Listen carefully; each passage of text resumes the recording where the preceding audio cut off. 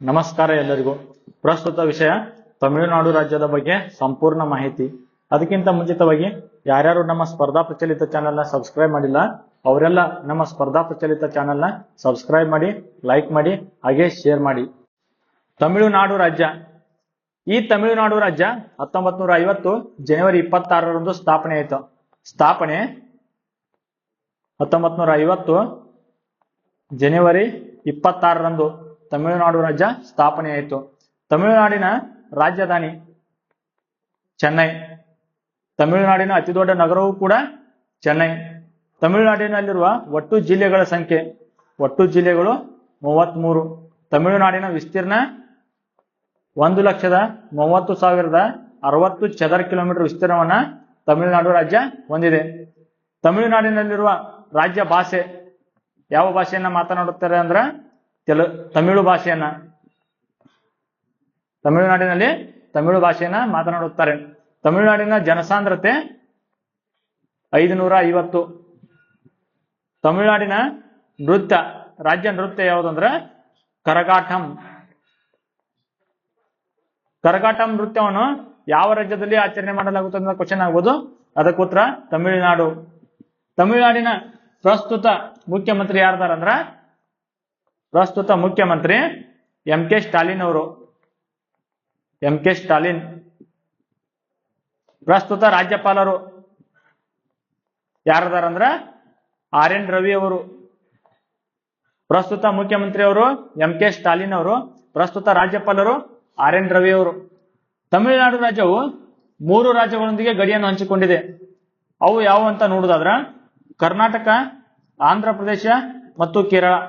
3 ರಾಜ್ಯಗಳೊಂದಿಗೆ ಗಡಿಯನ್ನು ಹಂಚಿಕೊಂಡಿದೆ. ಗಡಿ ಹಂಚಿಕೊಂಡಿದೆ. ಫಸ್ಟ್ ಒನ್ ಆಂಧ್ರ ಪ್ರದೇಶ, ಎರಡನೇದು ಕರ್ನಾಟಕ, 3 ನಂಬರು ಕೇರಳ. 3 ರಾಜ್ಯಗಳೊಂದಿಗೆ ಗಡಿಯನ್ನು ಹಂಚಿಕೊಂಡಿದೆ. ತಮಿಳುನಾಡು ರಾಜ್ಯವು 910 ಕಿಲೋಮೀಟರ್ ಉದ್ದದ ಕರಾವಳಿ ತೀರವನ್ನು ಹೊಂದಿದೆ. ಕರಾವಳಿ ತೀರ. ತಮಿಳುನಾಡು ರಾಜ್ಯವು 910 ಕಿಲೋಮೀಟರ್ ಉದ್ದದ ಕರಾವಳಿ ತೀರವನ್ನು ಹೊಂದಿದೆ. ಈ ತಮಿಳುನಾಡಿನ ಕರಾವಳಿ ತೀರವನ್ನು ಕೋರಮಂಡಲ ತೀರ ಎಂದು ಕರೆಯುತ್ತಾರೆ. ಕೋರಮಂಡಲ ತೀರ ಎಂದು ಯಾವ ರಾಜ್ಯದ ಕರಾವಳಿ ತೀರವನ್ನು ಕರೆಯುತ್ತಾರೆ? ಅದಕ್ಕೆ ಉತ್ತರ ತಮಿಳುನಾಡು ರಾಜ್ಯ ಕರಾವಳಿ ತೀರವನ್ನ ಕೋರಮಂಡಲ ಕರಾವಳಿ ಎಂದು ಕರೆಯುತ್ತಾರೆ. ಬ್ರಿಟಿಷರು ಈ ಪ್ರದೇಶವನ್ನ, ತಮಿಳುನಾಡಿನ ಪ್ರದೇಶವನ್ನು ಕರ್ನಾಟಿಕ್ ಎಂಬ ಹೆಸರಿನಿಂದ ಕರೆಯುತ್ತಿದ್ದರು.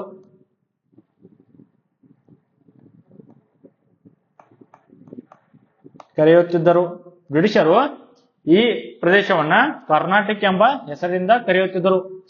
ಕರ್ನಾಟಕದ ರಾಜಧಾನಿ, ಈ ಕರ್ನಾಟಿಕ್ ಪ್ರದೇಶದ ರಾಜಧಾನಿ ಅರ್ಕಾಟ್. ಕರ್ನಾಟಕ ಪ್ರದೇಶದ ರಾಜಧಾನಿ ಅರ್ಕಾಟ್.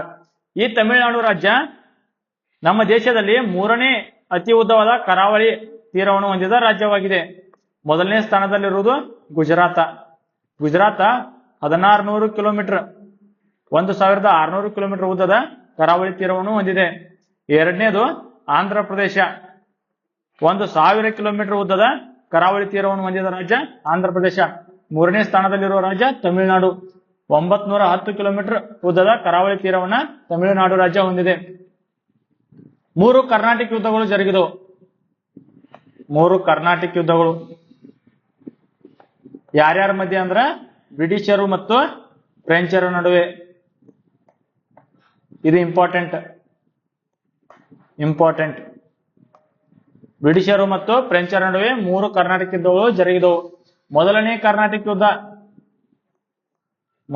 ಕರ್ನಾಟಕ ಯುದ್ಧ ಯಾವಾಗ ಜರುಗಿತು ಅಂದ್ರ 1746ರಿಂದ 1748ರವರೆಗೆ. ಇದು ಯಾವ ಒಪ್ಪಂದದ ಮೂಲಕ ಕೊನೆಗೊಂಡಿತು? ಎಕ್ಸ್ಲಾ ಚಾಪೆಲ್ ಒಪ್ಪಂದದ ಪ್ರಕಾರ ಮೊದಲನೇ ಕರ್ನಾಟಕ ಯುದ್ಧ ಕೊನೆಗೊಂಡಿತು. ಎರಡನೇ ಕರ್ನಾಟಕ ಯುದ್ಧ ಎರಡನೇ ಕರ್ನಾಟಕ ಯುದ್ಧ ಯಾವಾಗ ನಡೆಯಿತು ಅಂದ್ರ 1749ರಿಂದ 1754ರವರೆಗೆ. ಇದು ಯಾವ ಒಪ್ಪಂದದ ಮೂಲಕ ಕೊನೆಗೊಂಡಿತು ಅಂದ್ರ ಪಾಂಡಿಚೇರಿ ಒಪ್ಪಂದದ ಮೂಲಕ. ಇದು ಇಂಪಾರ್ಟೆಂಟ್ ಕ್ವಶನ್ ಆಗಿದಾವ ಬಹಳ ಸಾರಿ ಎಲ್ಲ. 3 ಕರ್ನಾಟಕ ಯುದ್ಧಗಳ ಬಗ್ಗೆ ಇಂಪಾರ್ಟೆಂಟ್ ಇದು. ಮೂರನೇ ಕರ್ನಾಟಕ ಯುದ್ಧ ಯಾವಾಗ ಜರುಗಿತು ಅಂತ ನೋಡುದಾದ್ರ 1756ರಿಂದ 1763ರವರೆಗೆ. ಇದು ಪ್ಯಾರಿಸ್ ಒಪ್ಪಂದದ ಪ್ರಕಾರ ಕೊನೆಗೊಂಡಿತು. ಮೊದಲನೇ ಕರ್ನಾಟಕ ಯುದ್ಧ ಎಕ್ಸ್ಲಾ ಚಾಪೆಲ್ ಒಪ್ಪಂದ, ಎರಡನೇ ಕರ್ನಾಟಕ ಯುದ್ಧ ಪಾಂಡಿಚೇರಿ ಒಪ್ಪಂದ, ಮೂರನೇ ಕರ್ನಾಟಕ ಯುದ್ಧ ಪ್ಯಾರಿಸ್ ಒಪ್ಪಂದ. ಇದಕ್ಕೆ ಕೋಡ್ವರ್ಡ್ ಏನಂದ್ರ ಎಕ್ಸ್ ಪಾಪ್ಯ. ಎಕ್ಸ್ ಪಾಪ್ಯ, ಎಕ್ಸ್ಲಾ ಚಾಪೆಲ್ ಒಪ್ಪಂದ, ಪಾಂಡಿಚೇರಿ ಒಪ್ಪಂದ, ಪ್ಯಾರಿಸ್ ಒಪ್ಪಂದ. ಎಕ್ಸ್ ಪಾಪ್ಯ ಇದು ಇಂಪಾರ್ಟೆಂಟ್, ಇದನ್ನ ನೆನಪಿಟ್ಕೋಬೇಕು. ನೆಕ್ಸ್ಟ್ ವಾಂಡಿವಾಶ್ ಕದನ ಯಾವಾಗ ಜರುಗಿತು ಅಂತ ಕ್ವಶನ್ ಆಗಿದೆ ಬಹಳ ಸರಿ. ವಾಂಡಿವಾಶ್ ಕದನ 1760 ಜನವರಿ 23ರಂದು ಜರುಗಿತು. ವಾಂಡಿವಾಶ್ ಕದನ 1760 ಜನವರಿ 23ರಂದು ಜರುಗಿತು. ಇದನ್ನ ಭಾರತ ದೇಶದ ವಾಟರ್ಲೂ ಕಾಳಗ ಎಂದು ಕರೆಯುತ್ತಾರೆ. ಭಾರತದ ವಾಟರ್ಲೂ ಕಾಳಗ ಎನ್ನುವರು. ಕ್ವಶನ್ ಆಗ್ಬೋದು, ಯಾವ ಕದನವನ್ನ ಭಾರತದ ವಾಟರ್ಲೂ ಕಾಳಗ ಎಂದು ಕರೆಯುತ್ತಾರೆ? ವಾಂಡಿವಾಶ್ ಕದನ ಯಾವಾಗ ಜರುಗಿತು? 1760 ಜನವರಿ 23ರಂದು. ಈ ವಾಂಡಿವಾಶ್ ಯುದ್ಧ ಭೂಮಿ ಇರುವುದು ತಮಿಳುನಾಡಿನಲ್ಲಿ.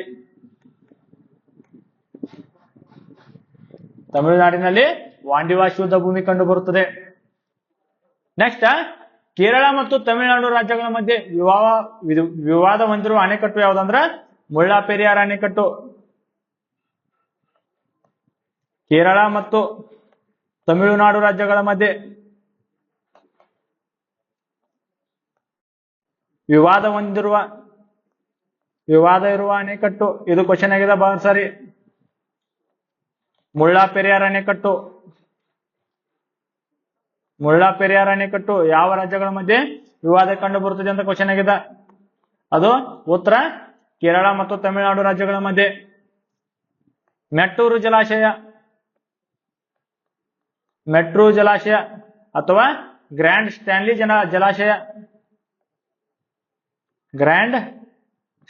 ಜಲಾಶಯ. ಈ ಜಲಾಶಯವನ್ನ ಯಾವ ನದಿಗೆ ಕಟ್ಟಲಾಗಿದೆ ಅಂದ್ರ ಕಾವೇರಿ ನದಿಗೆ ಅಡ್ಡಲಾಗಿ ತಮಿಳುನಾಡಿನಲ್ಲಿ. ಎಲ್ಲಿ ಅಂದ್ರ ತಮಿಳುನಾಡಿನಲ್ಲಿ. ಕಾವೇರಿ ನದಿಗೆ ಅಡ್ಡಲಾಗಿ ತಮಿಳುನಾಡಿನಲ್ಲಿ ಮೆಟ್ಟೂರು ಜಲಾಶಯ ಅಥವಾ ಗ್ರ್ಯಾಂಡ್ ಸ್ಟ್ಯಾನ್ಲಿ ಜಲಾಶಯವನ್ನು ಕಟ್ಟಲಾಗಿದೆ. ತಮಿಳುನಾಡಿನ ರಾಜ್ಯ ಭಾಷೆಯಾದ ತಮಿಳು ಭಾಷೆಯನ್ನ ಪೂರ್ವದ ಇಟಾಲಿಯನ್ ಭಾಷೆ ಎಂದು ಕರೆಯುತ್ತಾರೆ. ಯಾವ ಭಾಷೆಯನ್ನ ಪೂರ್ವದ ಇಟಾಲಿಯನ್ ಭಾಷೆ ಎಂದು ಕರೆಯುತ್ತಾರೆ ಅಂತ ಕ್ವಶನ್ ಆಗ್ಬೋದು. ಅದಕ್ಕೆ ಉತ್ತರ ತಮಿಳು ಭಾಷೆ. ಇದನ್ನು ಪೂರ್ವದ ಇಟಾಲಿಯನ್ ಭಾಷೆ ಎಂದು ಕರೆಯುತ್ತಾರೆ.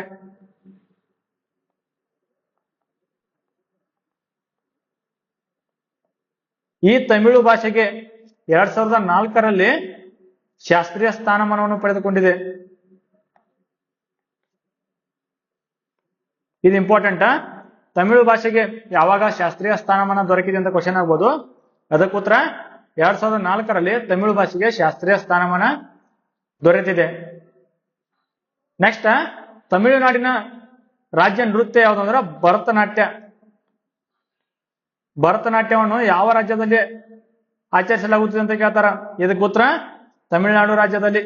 ಈ ನೃತ್ಯವು ಸಹ ಶಾಸ್ತ್ರೀಯ ಸ್ಥಾನಮಾನವನ್ನು ಪಡೆದುಕೊಂಡಿದೆ.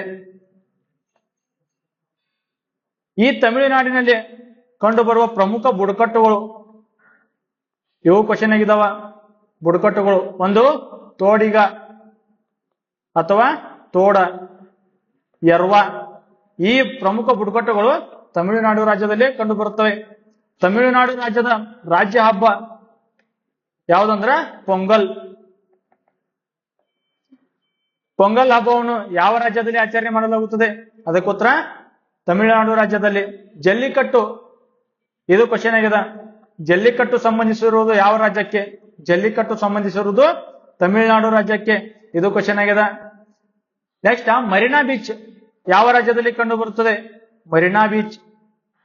ಮರೀನಾ ಬೀಚ್ ಕಂಡು ಬರುವುದು ತಮಿಳುನಾಡಿನಲ್ಲಿ. ಇದು ಭಾರತದ ಅತಿ ದೊಡ್ಡ ಬೀಚ್. ಭಾರತದ ಅತಿ ದೊಡ್ಡ ಬೀಚ್ ಅಂತ ಯಾವ್ದಂತ ಕ್ವಶನ್ ಆಗತ್ತ. ಅದಕ್ಕೆ ಉತ್ತರ ಮರೀನಾ ಬೀಚ್. ನೆಕ್ಸ್ಟ್ ತಮಿಳುನಾಡಿನಲ್ಲಿ ಕಂಡು ಬರುವ ಬಂದರುಗಳ ಬಗ್ಗೆ ನೋಡುವುದಾದ್ರ ಬಂದರುಗಳು. ಮೊದಲನೇದು ಎನ್ನೋರ ಬಂದರು. ತಮಿಳುನಾಡಿನ ಕರಾವಳಿಯನ್ನ ಕೋರಮಂಡಲ ಕರಾವಳಿ ಅಂತ ಕರೆಯುತ್ತಾರೆ. ಕೋರಮಂಡಲ ಕರಾವಳಿ. ಕರಾವಳಿಯ ಉದ್ದ 910 ಕಿಲೋಮೀಟರ್. ಮೂರನೇ ಅತಿ ಉದ್ದವಾದ ಕರಾವಳಿಯನ್ನು ಹೊಂದಿರುವ ರಾಜ್ಯವಾಗಿದೆ. ಮೊದಲನೇ ಸ್ಥಾನದಲ್ಲಿರುವುದು ಗುಜರಾತ, ಎರಡನೇ ಸ್ಥಾನದಲ್ಲಿರುವುದು ಆಂಧ್ರ ಪ್ರದೇಶ, ಮೂರನೇ ಸ್ಥಾನದಲ್ಲಿರುವುದು ತಮಿಳುನಾಡು.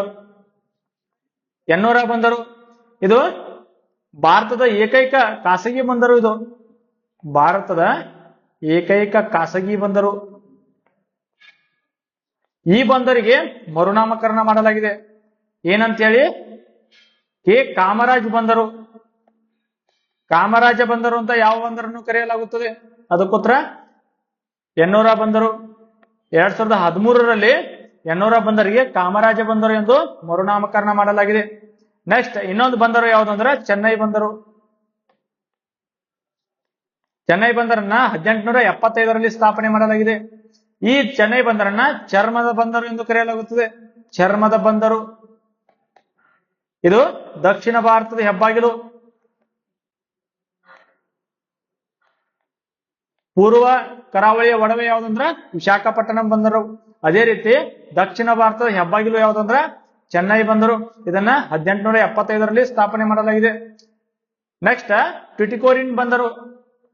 ಮೂರನೇದು ಟ್ಯುಟಿಕೋರಿನ್ ಬಂದರು. ಬಂದರಿನ ಹೆಸರು ಕೊಟ್ಟ ಅದು ಯಾವ ರಾಜ್ಯದಲ್ಲಿ ಕಂಡು ಬರುತ್ತದೆ ಅಂತ ಕ್ವಶನ್ ಆಗ್ಬೋದು. ಟ್ಯುಟಿಕೋರಿನ್ ಬಂದರು ಯಾವ ರಾಜ್ಯದಲ್ಲಿ ಕಂಡು ಬರುತ್ತದೆ? ಇದು ತಮಿಳುನಾಡಿನಲ್ಲಿ ಕಂಡು ಬರುತ್ತದೆ. ಈ ಟ್ಯುಟಿಕೋರಿನ್ ಬಂದರಿಂದ ಅಧಿಕ ಪ್ರಮಾಣದ ಅಥವಾ ಗರಿಷ್ಠ ಪ್ರಮಾಣದ ರಾಸಾಯನಿಕ ಗೊಬ್ಬರ ರಫ್ತು ಮಾಡಲಾಗುತ್ತದೆ. ಅಧಿಕ ಪ್ರಮಾಣದ ಅಥವಾ ಗರಿಷ್ಠ ರಾಸಾಯನಿಕ ಗೊಬ್ಬರವನ್ನು ರಫ್ತು ಮಾಡಲಾಗುತ್ತದೆ ಈ ಬಂದರಿನ ಮೂಲಕ.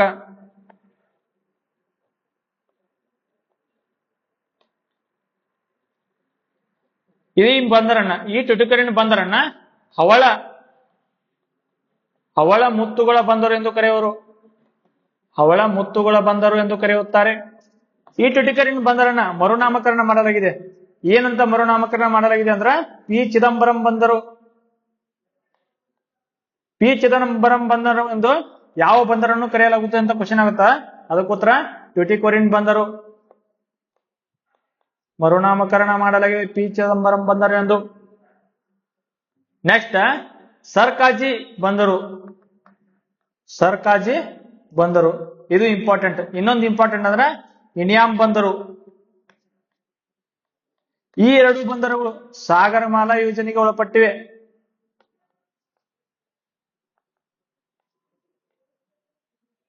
ಸಾಗರಮಾಲಾ ಯೋಜನೆಗೆ ಒಳಪಟ್ಟ ಸರ್ಕಾಜಿ ಮತ್ತು ಇನಿಯಾಂ ಬಂದರುಗಳು ಯಾವ ರಾಜ್ಯದಲ್ಲಿ ಕಂಡು ಬರುತ್ತವೆ? ಅವು ತಮಿಳುನಾಡು ರಾಜ್ಯದಲ್ಲಿ ಕಂಡು ಬರುತ್ತವೆ. ಈ ಸಾಗರಮಾಲಾ ಯೋಜನೆ ಬಗ್ಗೆ ನೋಡೋದಾದ್ರ ಇದು ಯಾವಾಗ ಸ್ಟಾರ್ಟ್ ಮಾಡಿದ್ರ ಸಾಗರಮಾಲಾ ಯೋಜನೆಯನ್ನ 2015 ಜುಲೈ 31ರಂದು ನರೇಂದ್ರ ಮೋದಿ ಅವರು ಬೆಂಗಳೂರಿನಲ್ಲಿ ಉದ್ಘಾಟನೆ ಮಾಡಿದರು.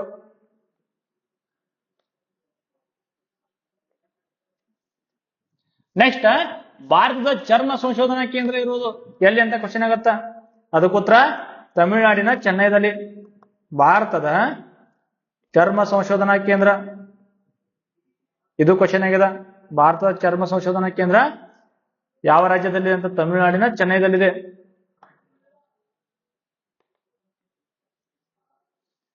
ಪಶ್ಚಿಮ ಕರಾವಳಿ ಮತ್ತು ಪೂರ್ವ ಕರಾವಳಿ ಸಂಧಿಸುವುದು ಎಲ್ಲಿ?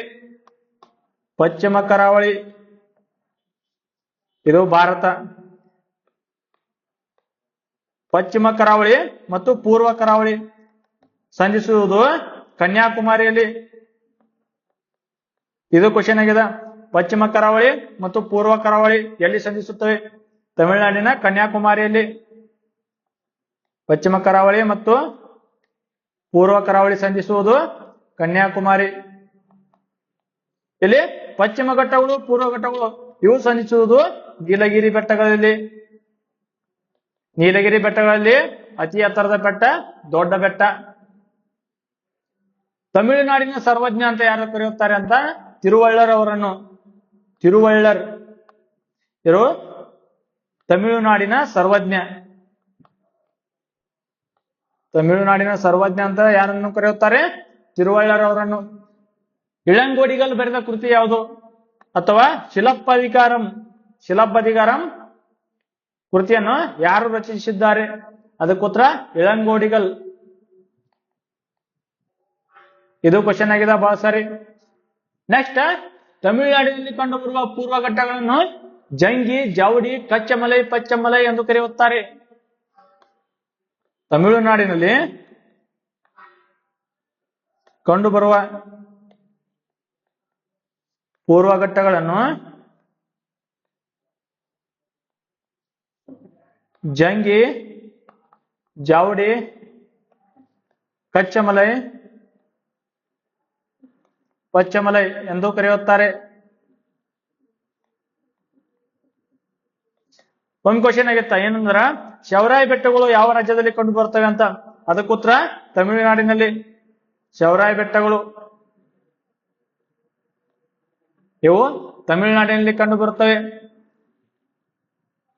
ಪಶ್ಚಿಮ ಘಟ್ಟಗಳು ಮತ್ತು ಪೂರ್ವ ಘಟ್ಟಗಳು ಸಂಧಿಸುವ ಸ್ಥಳ ಎಲ್ಲಿ ಅಂದ್ರೆ ನೀಲಗಿರಿ ಬೆಟ್ಟಗಳು. ಪಶ್ಚಿಮ ಘಟ್ಟಗಳು ಮತ್ತು ಪೂರ್ವ ಘಟ್ಟಗಳು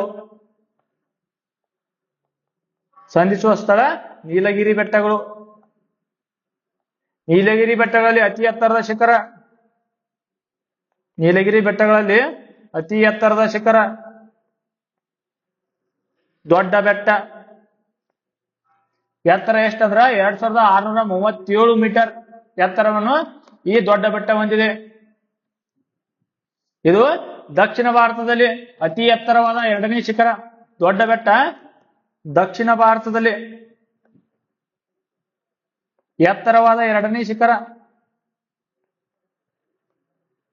ಮೊದಲನೇ ಶಿಖರ ಯಾವ್ದಂದ್ರ ಅನೈಮುಡಿ. ಇದರ ಎತ್ತರ ಎಷ್ಟಿದೆ ಅಂದ್ರ ಇದು ಕೇರಳ ರಾಜ್ಯದಲ್ಲಿ ಕಂಡು ಬರುತ್ತದೆ. ಈ ಅನೈಮುಡಿ ಶಿಖರ ಕೇರಳದಲ್ಲಿ ಕಂಡು ಬರುತ್ತದೆ. ನೆಕ್ಸ್ಟ್, ಊಟಿ ಅಥವಾ ಉದಕ ಮಂಡಲ. ಇದನ್ನ ದಕ್ಷಿಣ ಭಾರತದ ಗಿರಿಧಾಮಗಳ ರಾಣಿ ಎಂದು ಕರೆಯುತ್ತಾರೆ. ಕ್ವಶನ್ ಆಗ್ಬೋದು, ದಕ್ಷಿಣ ಭಾರತದ ಗಿರಿಧಾಮಗಳ ರಾಣಿ ಎಂದು ಯಾವುದನ್ನು ಕರೆಯುತ್ತಾರೆ? ಅದಕ್ಕೋತ್ರ ಉದಕ ಮಂಡಲ ಅಥವಾ ಊಟಿ. ಇದನ್ನ ದಕ್ಷಿಣ ಭಾರತದ ಗಿರಿಧಾಮಗಳ ರಾಣಿ ಎನ್ನುವರು. ತಮಿಳುನಾಡಿನಲ್ಲಿ ಹರಿಯುವ ಪ್ರಮುಖ ನದಿಗಳು. ಪ್ರಮುಖ ನದಿಗಳು ಯಾವಂದ್ರ ಕಾವೇರಿ ನದಿ, ವೈಗೈ ನದಿ. ವೈಗೈ ನದಿಯನ್ನ ಕೇರಳದ ಜೀವನದಿ ಎನ್ನುವರು. ಕಾವೇರಿ ಕರ್ನಾಟಕದ ಜೀವನದಿ.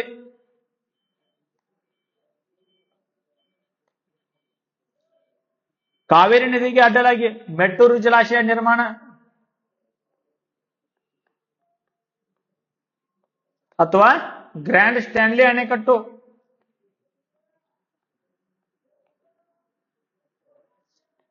ಮೆಟ್ಟೂರು ಜಲಾಶಯ ಅಥವಾ ಗ್ರ್ಯಾಂಡ್ ಸ್ಟ್ಯಾನ್ಲಿ ಅಣೆಕಟ್ಟನ್ನು ಯಾವ ನದಿಗೆ ಕಟ್ಟಲಾಗಿದೆ? ಅದಕ್ಕೋತ್ರ ಕಾವೇರಿ ನದಿಗೆ ಕಟ್ಟಲಾಗಿದೆ. ಕಾವೇರಿ ನದಿ ಕಾವೇರಿ ಪಟ್ಟಣಂ ಮೂಲಕ ಬಂಗಾಳ ಕೊಲ್ಲಿಯನ್ನು ಸೇರುತ್ತದೆ. ತಮಿಳುನಾಡಿನ ಕಾವೇರಿ ಪಟ್ಟಣಂ ಮೂಲಕ ತಮಿಳುನಾಡು ಸೇರುತ್ತದೆ.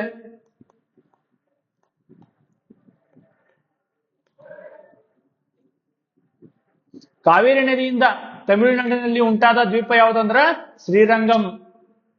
ಶ್ರೀರಂಗಂ ದ್ವೀಪ ಎಲ್ಲಿ ಕಂಡು ಬರುತ್ತದೆ ಅಂದ್ರ ತಮಿಳುನಾಡಿನಲ್ಲಿ. ಯಾವ ನದಿಯಿಂದ ಉಂಟಾಗಿದೆ ಅಂದ್ರ ಕಾವೇರಿ ನದಿಯಿಂದ. ಇದು ಶ್ರೀರಂಗಮ ರಾಮಾನುಜಾಚಾರ್ಯರ ಮೂಲಪೀಠ. ರಾಮಾನುಜಾಚಾರ್ಯರ ಮೂಲಪೀಠ ಯಾವ್ದಂದ್ರ ಶ್ರೀರಂಗಂ. ಇದು ಈ ದ್ವೀಪ ಕಾವೇರಿ ನದಿಯಿಂದ ಉಂಟಾಗಿದೆ. ತಮಿಳುನಾಡಿನಲ್ಲಿ ಬೆಳೆಯುವ ಬೆಳೆಗಳಿಗೆ ಸಾಂಬಾ ಎಂದು ಕರೆಯುತ್ತಾರೆ. ಇಲ್ಲಿ ಬೆಳೆಯುವ ಬೆಳೆಗಳಿಗೆ ಸಾಂಬಾ ಎನ್ನುವರು.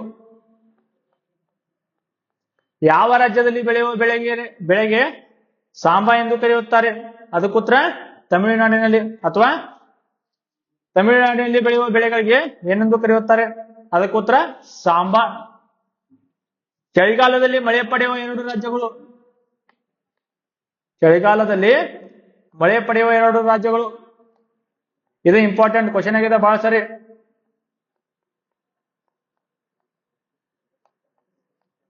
ಯಾವ್ಯಾವ ಅಂದ್ರ ಪಂಜಾಬ್ ಮತ್ತು ತಮಿಳುನಾಡು. ಪಂಜಾಬ್ ಮತ್ತು ತಮಿಳುನಾಡು ಈ 2 ರಾಜ್ಯಗಳು ಚಳಿಗಾಲದಲ್ಲಿ ಮಳೆಯನ್ನು ಪಡೆಯುತ್ತವೆ. ಭಾರತದಲ್ಲಿ ಈಶಾನ್ಯ ಮಾನ್ಸೂನ್ ಮಾರುತಗಳಿಂದ ಅತಿ ಹೆಚ್ಚು ಮಳೆ ಪಡೆಯುವ ರಾಜ್ಯ. ಇದಕ್ಕೆ ಉತ್ತರ ತಮಿಳುನಾಡು. ಇದು ಇಂಪಾರ್ಟೆಂಟ್. ಈಶಾನ್ಯ ಮಾನ್ಸೂನ್ ಮಾರುತಗಳಿಂದ. ಇದು ಕ್ವಶನ್ ಆಗಿದೆ ಬಹಳ ಸಾರಿ.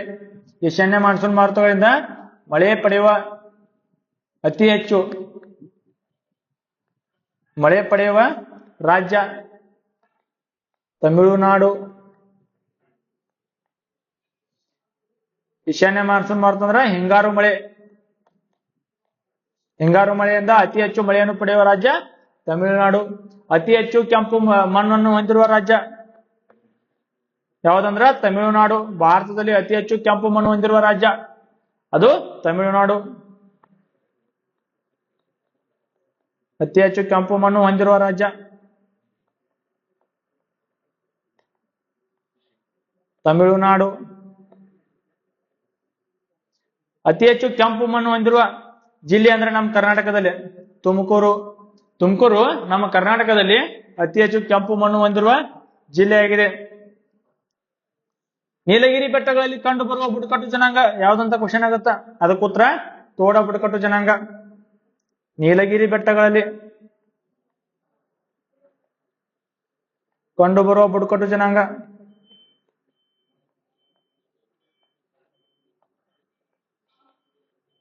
ತೋಡ ಅಥವಾ ತೋಡ ಬುಡಕಟ್ಟು ಜನಾಂಗ ಎಲ್ಲಿ ಕಂಡು ಬರುತ್ತೆ ಅಂತ ಕ್ವಶನ್ ಆಗತ್ತಾ?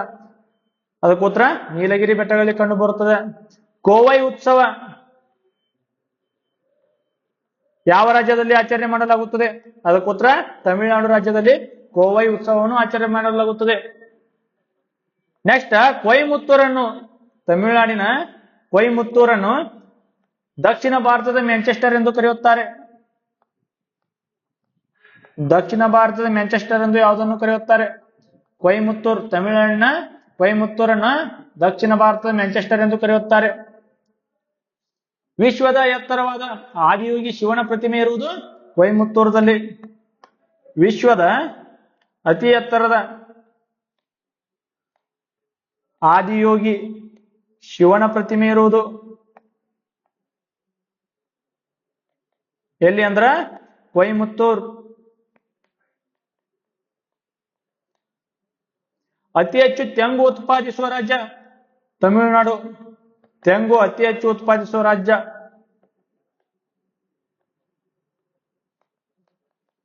ಬಾಳೆಹಣ್ಣು ಅತಿ ಹೆಚ್ಚು ಉತ್ಪಾದನೆ.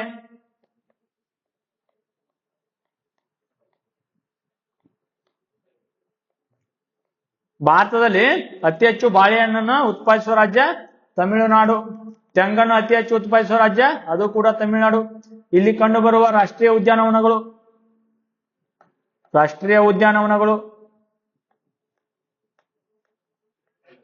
ಇಂದಿರಾ ಗಾಂಧಿ ರಾಷ್ಟ್ರೀಯ ಉದ್ಯಾನವನ. ಇದು ಕ್ವಶನ್ ಆಗಿದೆ ಬಹಳ ಸರಿ. ಇಂದಿರಾ ಗಾಂಧಿ ರಾಷ್ಟ್ರೀಯ ಉದ್ಯಾನವನ ಯಾವ ರಾಜ್ಯದಲ್ಲಿ ಕಂಡು ಬರುತ್ತದೆ? ತಮಿಳುನಾಡಿನಲ್ಲಿ. ಗುಂಡಿಯ ರಾಷ್ಟ್ರೀಯ ಉದ್ಯಾನವನ ಯಾವ ರಾಜ್ಯದಲ್ಲಿ ಕಂಡು ಬರುತ್ತದೆ? ಅದು ಕೂಡ ತಮಿಳುನಾಡಿನಲ್ಲಿ ಕಂಡು ಬರುತ್ತದೆ. ಈ ಗುಂಡಿಯ ರಾಷ್ಟ್ರೀಯ ಉದ್ಯಾನವನ ಭಾರತದ 2ನೇ ಚಿಕ್ಕ ರಾಷ್ಟ್ರೀಯ ಉದ್ಯಾನವನ. 2ನೇ ಚಿಕ್ಕ ರಾಷ್ಟ್ರೀಯ ಉದ್ಯಾನವನ. ಭಾರತದ ಅತಿ ಚಿಕ್ಕ ರಾಷ್ಟ್ರೀಯ ಉದ್ಯಾನವನ ಯಾವುದಂದ್ರೆ ಸೌತ್ ಬಟೆನ್ ರಾಷ್ಟ್ರೀಯ ಉದ್ಯಾನವನ. ಇದು ಕಂಡು ಬರುವುದು ಅಂಡಮಾನ್ ಮತ್ತು ನಿಕೋಬಾರದಲ್ಲಿ. ನೆಕ್ಸ್ಟ್ ತಂಜಾವೂರಿನ ಬೃಹದೀಶ್ವರ ದೇವಾಲಯ. ತಂಜಾವೂರಿನ ಬೃಹದೀಶ್ವರ ದೇವಾಲಯ. ಈ ಬೃಹದೀಶ್ವರ ದೇವಾಲಯ ತಮಿಳುನಾಡಿನ ತಂಜಾವೂರಿನಲ್ಲಿ ಕಂಡು ಬರುತ್ತದೆ. ಇದನ್ನು ನಿರ್ಮಾಣ ಮಾಡಿದವರು ರಾಜರಾಜ ಚೋಳ. ಚೋಳರ ದೊರೆ ರಾಜರಾಜ ಚೋಳ ತಂಜಾವೂರಿನ ಬೃಹದೀಶ್ವರ ದೇವಾಲಯವನ್ನು ನಿರ್ಮಿಸಿದ. ತಮಿಳುನಾಡಿನಲ್ಲಿ ಮಹಾಬಲಿಪುರಂ ನಗರ ನಿರ್ಮಿಸಿದವರು 1ನೇ ನರಸಿಂಹವರ್ಮ. ಮಹಾಬಲಿಪುರಂ ಇದು ಇಂಪಾರ್ಟೆಂಟ್. ನಗರ ನಿರ್ಮಾಣ ಮಾಡಿದವರು, ಇದು ಬಹಳ ಸರಿ ಕ್ವಶನ್ ಆಗಿದೆ. 1ನೇ ನರಸಿಂಹವರ್ಮ.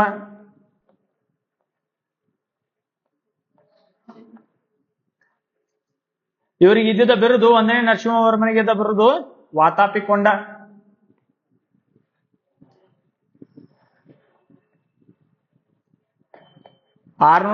ರಿಂದ 665ರವರೆಗೆ ಬದಾಮಿಯನ್ನ ಆಳ್ವಿಕೆ ಮಾಡ್ತಾರೆ ಇವರು.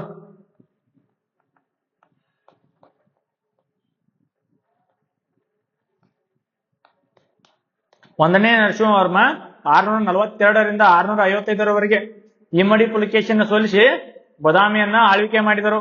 ಮಹಾಬಲಿಪುರಂ ನಗರ ನಿರ್ಮಾಣ ಮಾಡಿದವರು 1ನೇ ನರಸಿಂಹವರ್ಮ.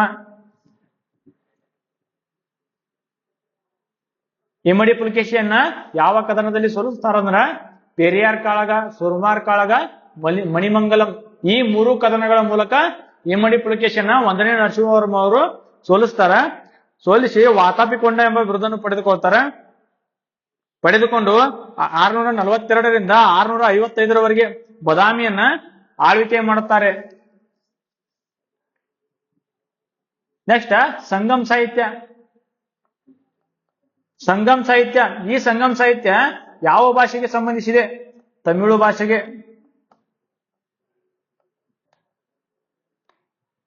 ಶ್ರೀಲಂಕಾ ಮತ್ತು ಸಿಂಗಾಪುರದ ಆಡಳಿತ ಭಾಷೆ.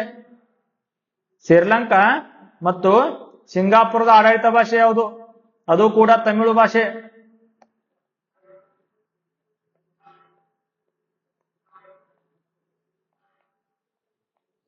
ಮದ್ರಾಸ್ನಲ್ಲಿ ಬ್ರಿಟಿಷರು ನಿರ್ಮಿಸಿದ ಕೋಟೆ ಸೇಂಟ್ ಜಾರ್ಜ್ ಕೋಟೆ. ಸೇಂಟ್ ಜಾರ್ಜ್ ಕೋಟೆ ಎಲ್ಲಿದೆ ಅಂತ ಕ್ವಶನ್ ಆಗತ್ತ. ಅದು ಮದ್ರಾಸ್ದಲ್ಲಿದೆ. ನಿರ್ಮಿಸಿದವರು ಬ್ರಿಟಿಷರು. ಬ್ರಿಟಿಷರ ಫ್ರಾನ್ಸಿಸ್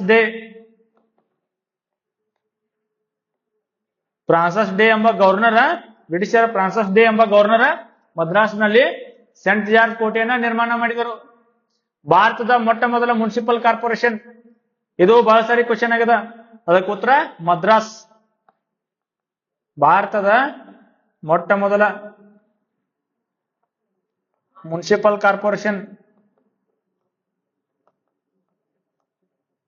ಯಾವುದು ಅಂದ್ರೆ ಮದ್ರಾಸ್. 1687ರಲ್ಲಿ ಸ್ಥಾಪನೆ ಆಗಿತ್ತು.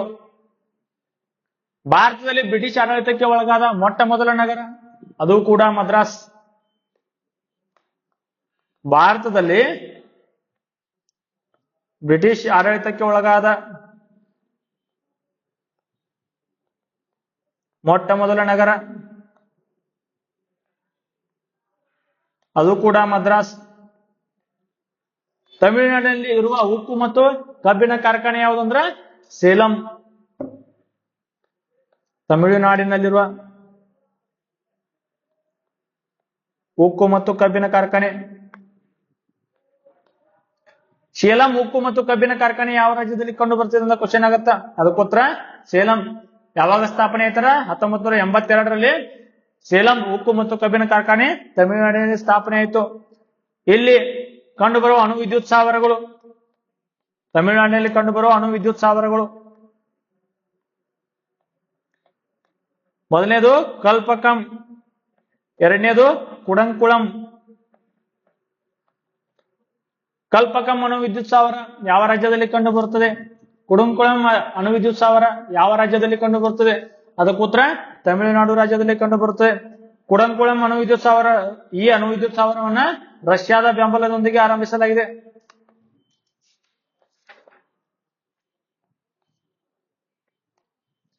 ನೆಕ್ಸ್ಟ್ 1906ರಲ್ಲಿ ಭಾರತದಲ್ಲಿ ಮೊಟ್ಟ ಮೊದಲ ಬಾರಿಗೆ ರಾಸಾಯನಿಕ ಗೊಬ್ಬರ ಕಾರ್ಖಾನೆ ಆರಂಭವಾದದ್ದು ತಮಿಳುನಾಡಿನ ರಾಣಿಪೇಟದಲ್ಲಿ. 1906ರಲ್ಲಿ ಭಾರತದಲ್ಲಿ ಮೊಟ್ಟ ಮೊದಲ ಬಾರಿಗೆ ರಾಸಾಯನಿಕ ಗೊಬ್ಬರ ಕಾರ್ಖಾನೆ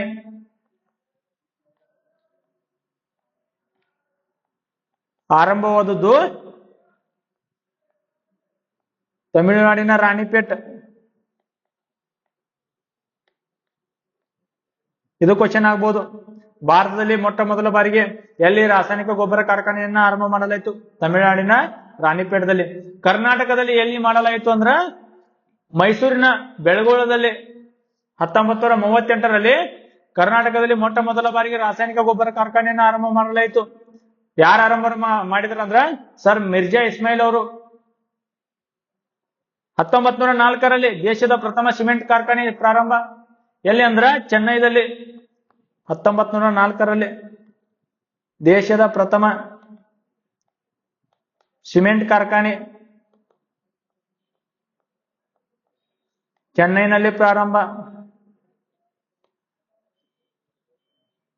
ಸಿ ರಾಜಗೋಪಾಲಾಚಾರಿ ಅವರು ಅವರ ನೇತೃತ್ವದಲ್ಲಿ ವೇದಾರಣ್ಯ ಎಂಬ ಸ್ಥಳದಲ್ಲಿ ಉಪ್ಪಿನ ಸತ್ಯಾಗ್ರಹ ನಡೆಯುತ್ತೆ. ಈ ಸ್ಥಳ ತಮಿಳುನಾಡಿನ ದಂಡಿ ಎಂದು ಹೆಸರಾಗಿದೆ. ವೇದಾರಣ್ಯ ಎಂಬ ಸ್ಥಳದಲ್ಲಿ ಉಪ್ಪಿನ ಸತ್ಯಾಗ್ರಹವನ್ನು ನಡೆಸಿದವರು ಯಾರಂದ್ರ ಸಿ ರಾಜಗೋಪಾಲಾಚಾರಿ. ವೇದಾರಣ್ಯ, ತಮಿಳುನಾಡಿನ ವೇದಾರಣ್ಯ ಎಂಬ ಸ್ಥಳದಲ್ಲಿ ಉಪ್ಪಿನ ಸತ್ಯಾಗ್ರಹ ನಡೆಸಿದರು.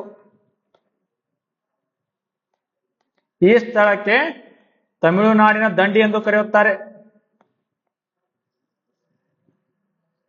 ನೆಕ್ಸ್ಟ್ 1820ರಲ್ಲಿ ಮದ್ರಾಸ್ನಲ್ಲಿ ರೈತವಾರಿ ಪದ್ಧತಿಯನ್ನು ಜಾರಿಗೆ ತಂದವರು ಥಾಮಸ್ ಮನ್ರೋ ಅವರು. 1820ರಲ್ಲಿ ಮದ್ರಾಸ್ದಲ್ಲಿ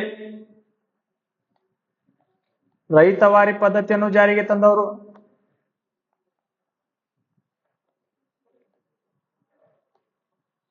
ಥಾಮಸ್ ಮನ್ರೋ ಅವರು.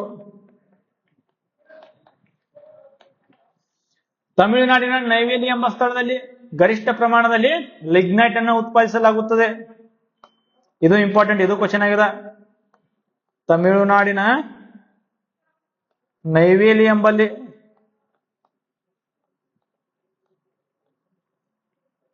ಗರಿಷ್ಠ ಪ್ರಮಾಣದಲ್ಲಿ ಲಿಗ್ನೈಟ್ ಉತ್ಪಾದಿಸಲಾಗುತ್ತದೆ.